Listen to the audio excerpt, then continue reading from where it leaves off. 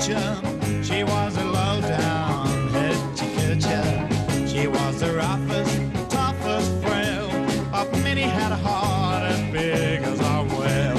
Minnie had a heart as big as a whale.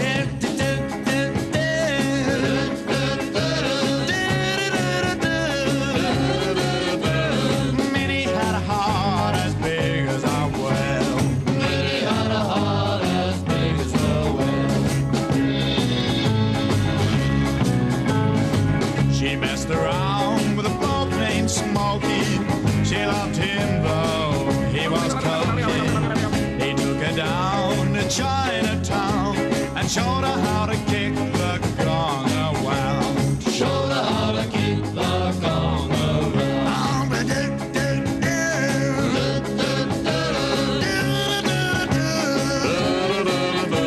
Showed her how to kick the gong around. Showed her how to kick the gong around. Now Min and Smokey started a fire. They got a free ride up Black Divide. She gave him the money to pay a bill, but he left the flat in a county jail. Left the flat in a county jail.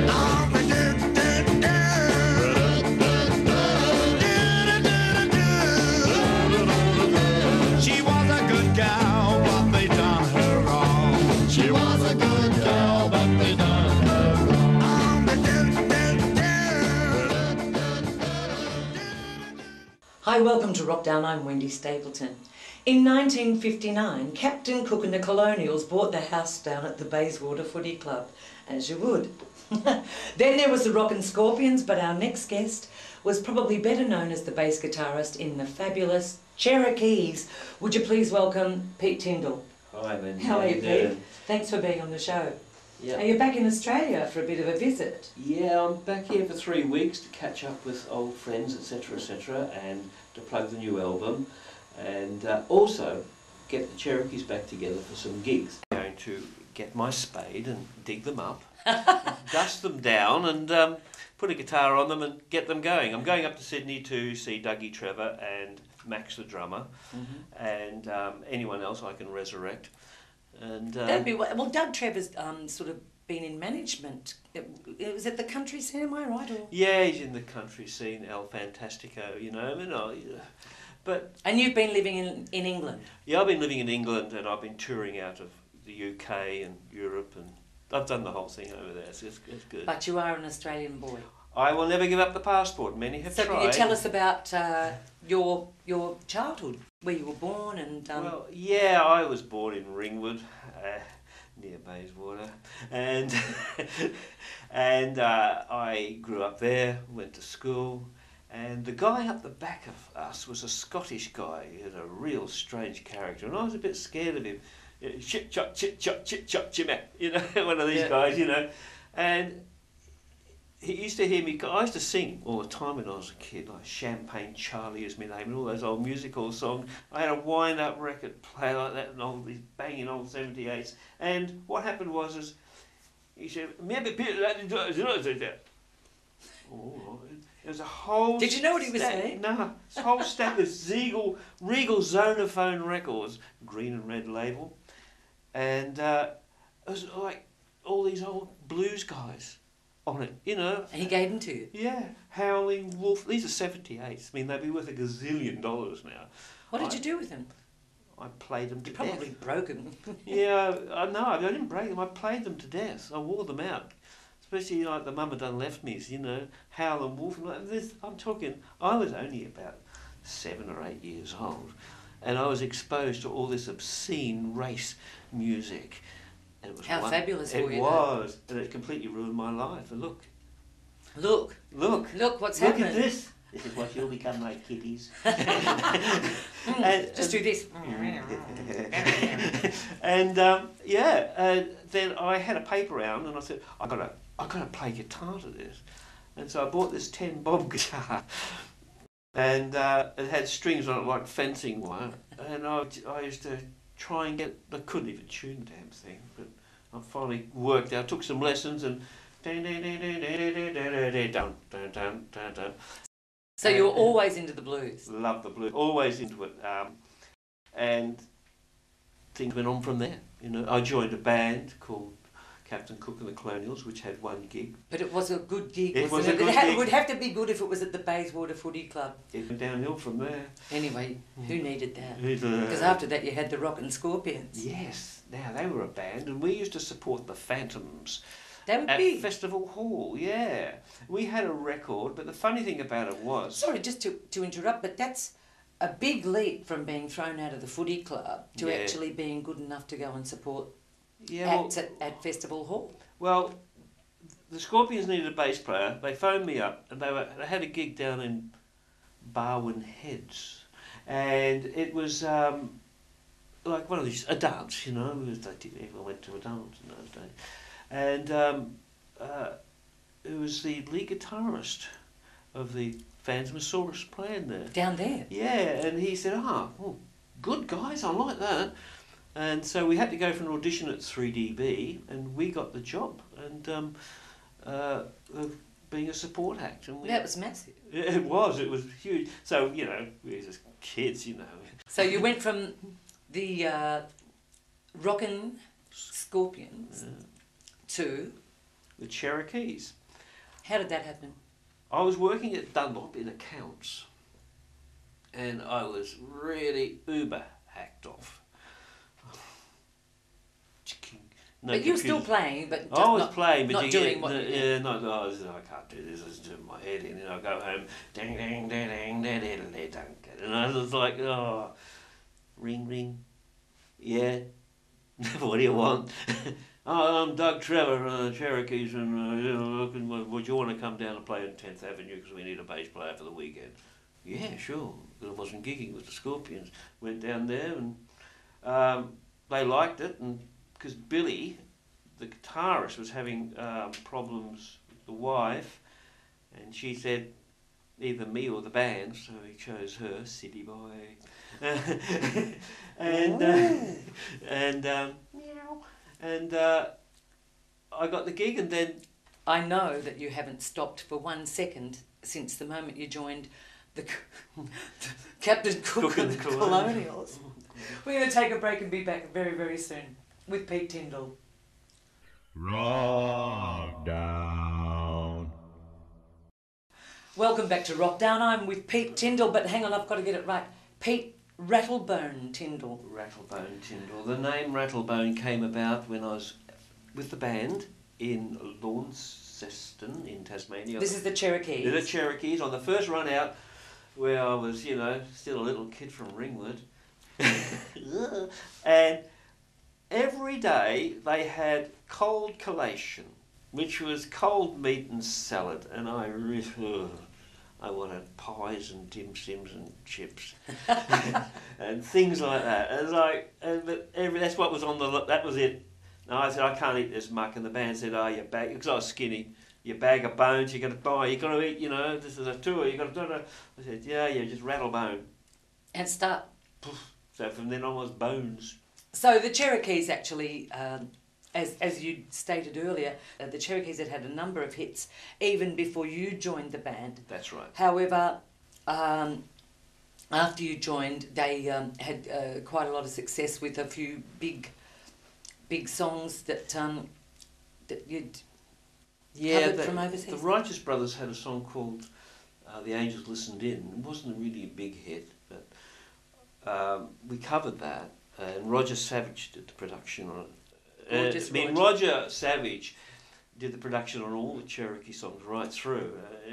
To me, the guy is a genius, you know. We love him too, don't we? Yeah. Well, it's just that what he pulled out of that damn 4-track recorder, mono, was a bit of a beast of a thing, and how he got that sound out of that box with Bakelite knobs on it, and so you had the Angels listened in, mm-hmm. and we had That's If You Want Me To. I sang on that one, and that was a good cover. We wanted to start getting into writing our own stuff, but the evil ones, the Dark Lords who run record companies, said no. Anyway, one day with Doug come into the rehearsal room, put this record on, and ding, ding, ding, ding, ding, ding, his own moaner. I said, and? Your point is? He said, we're recording it. It was like, I was like a muppet, you know. What? We have to. Oh. So off it went. And that was a big hit. It was a big hit.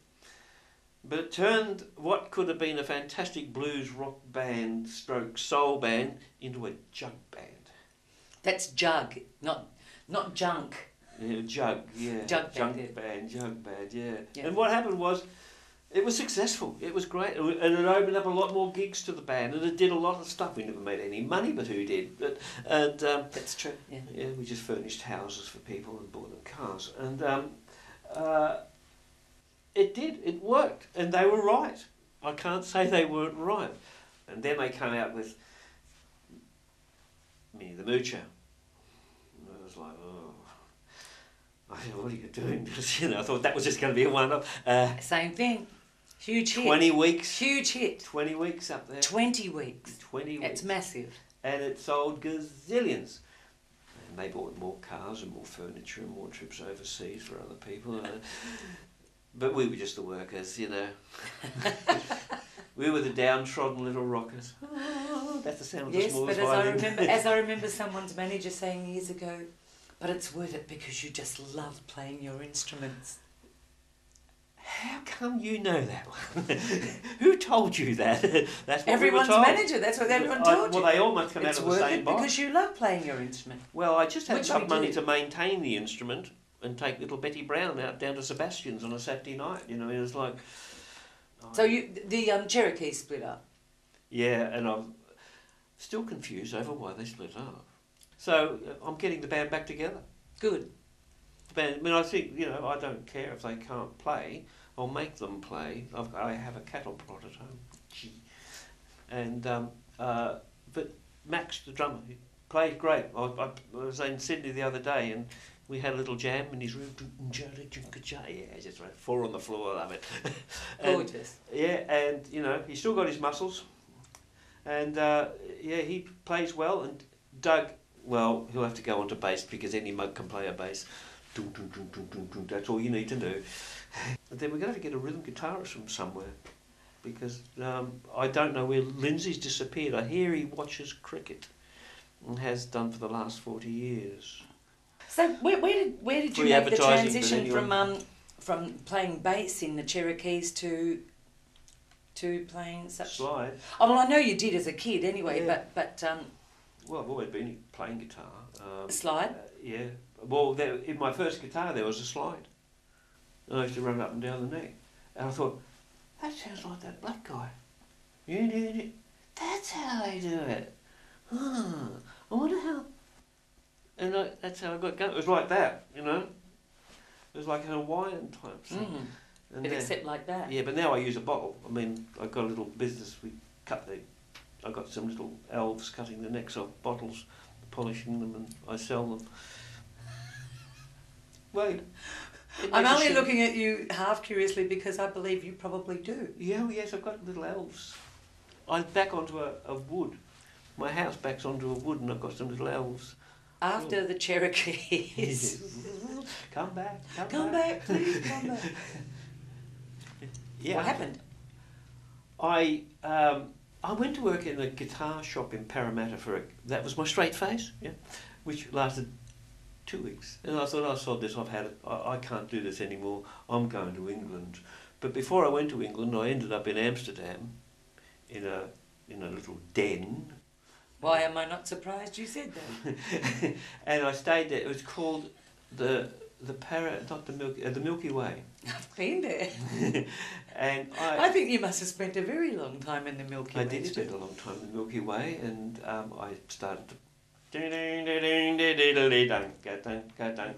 and I then moved from the Milky Way. I moved to Belgium and Antwerp, and I played in all these gigs and all these clubs all the way through. I was just a wandering blues man. I didn't have a car or anything. I'd catch a train or a bus or I'd hitchhike with this guitar and I just toured everywhere. I just went Denmark, Sweden. I did the whole lot. You did the whole lot. They loved it. and I was really, that's what I did, and I was happy, and I used to get taken home and put to bed, you know, and get fed in the morning and kicked out and move on. I mean, I just did what a blues guy did. Wow. And that was, you know, okay, I'm not a black fella, but fine. That's what they did, and that's what I did, and I played it, and I loved it, and then I went. I got these great aspirations. I'm going to England, so I went to England, and I got a job playing bass at Chapel Music in Bond Street, doing sessions. And one night it was late. It was about 11:30, and I'm playing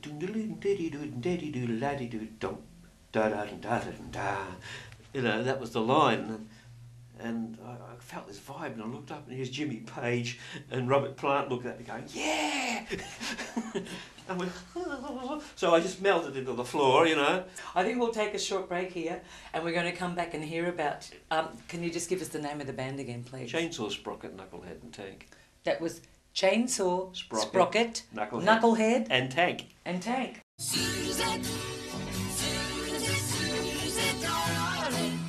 We're adding a new segment to Wrokdown in the coming episodes.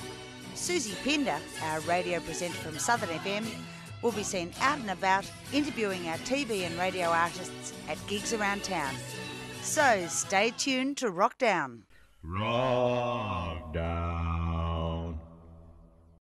Welcome back to Wrokdown. Well, I'm with the wonderful Pete Tyndall. I don't know whether to call you the wonderful Pete Rattlebone Tyndall or the wonderful Pete Knucklebone. Knucklehead. Oh, Knucklehead. Yes. God, it gets No, better, Rattlebone, doesn't it? that's the one I've always had. Knucklehead was from the band Chainsaw, Sprocket, Knucklehead and Tank, which was a one-off album biker band jobby done in Byron Bay. Tell us about it. Yeah, well, I wrote these songs with Trevor Wilson, who was with the La-Di-Dahs. Yes. And Jim Beam, who contacted me about doing like a Jim Beam song. Mm-hmm. So Trevor and I wrote, Old Uncle Jim and Me. And so we sat down, we wrote the thing and put it off to them, and we love it. So was it with a promo in mind when they promo? asked? The whole album came out of a promo, you know. Yeah. And they said, that's really good. Here's some crates of Jim Beam and $3,000. I said, thank you very much. That was $3,000 each. And that went well. The crates of whiskey went down very well. Very well. And And all of a sudden, before you knew it, you had 200 biker friends. Did you? well, yeah, with the whiskey. And I knew a few of the, I think they call them nomads.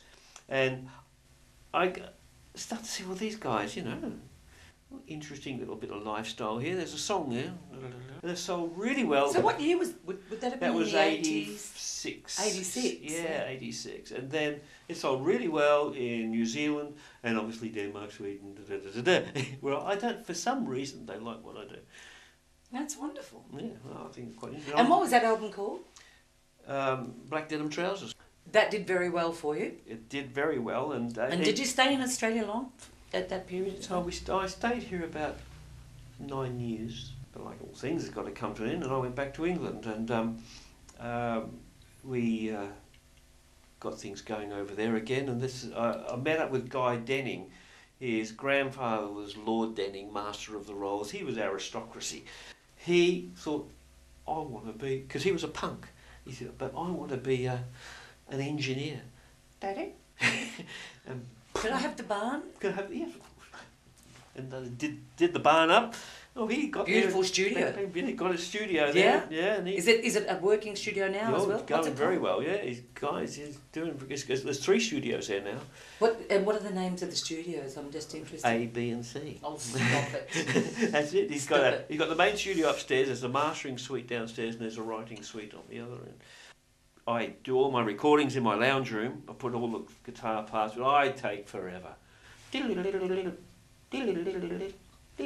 Yeah, but when it's yours, you can. I can. When I don't have to go, that solo just cost me 2,000 quid. Yeah, I know. You know? That's right. That's why you can take your time. So I've got all the gear, which matches his. I mean, so do you mix up at his? Yeah, I take it down to his and mix, and he gives me mates rates, and I, give them a slab of beer and a few. So were these 2 albums made there? Yeah. Can we talk about them? Yes. This is Pete Tyndall, Rattlebone. It's called Steel Road.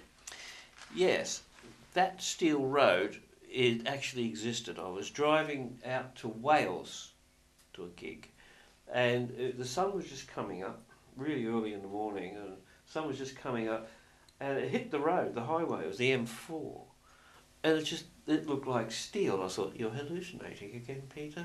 Will you please stop it? And this is called... If I lived here, I'd be home by now. I'm glad you said that, because it's... Tell me what happened to you when you were driving down this road. That's just driving from Colorado into Utah, right? It is very clever. It's just that my eyes wouldn't focus on that, Yeah. but it is very good. And that... and I said, Larry is the bass player, pull over.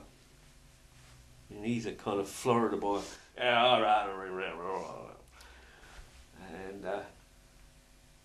got out and set the cameras up, because that was a perfect shot. It's a wonderful And shot. poof. Because you tour a lot in the States, don't you? I'm still doing it. Yeah. I know you do. And before we started the interview, you were telling us that you sort of do everything yourself that you possibly can do. You set up your tours, you do your own albums, you go to America, find the gigs. Well, the reason why I do that is that I know exactly what I want. Within the depth of my madness and my stupidity, I know exactly... I don't think there's a lot of stupidity there. I found a happy balance. And if I mess up, if I make a complete and utter botch of it, I can say to my personality who is responsible for it, I can talk to them. Mm-hmm. I don't have to go in the great big spiel with some other personality. I can speak to my personalities and reprimand them and cattle prong them and do all the bits and pieces that need to be done to that personality. You've been wonderful fun, and look, you have been. You've been great fun, because we've been really naughty and cheeky today. But all the best with your albums. We hope to see the Cherokees. Yes, it'll happen. I'll make it happen. Even have to put formaldehyde in them and, put a little motor there. Thank you so much, Pete Tyndall. Lovely, Wendy, thank you. See you next time. Thank you. Bye. I guess we all had quite a time all those years ago, when the high times and low times ebbed and flowed. We used to hang out in the bar rooms and disco nights, laugh at all the hungry eyes, looking for soft delight. But one time chance came and went, then my luck ran out and I hit the deck. I should have told her the last time we met, but I chickened out. Oh, what the heck. And I let it all slip through my fingers. I watched you fade away, and I let it all slip through my fingers. Hey, Wendy, where would we be today? I called up my local Rougeau to ask if she had seen you. She said you'd run off with the mechanics and the clowns. She went and put the word out on the street.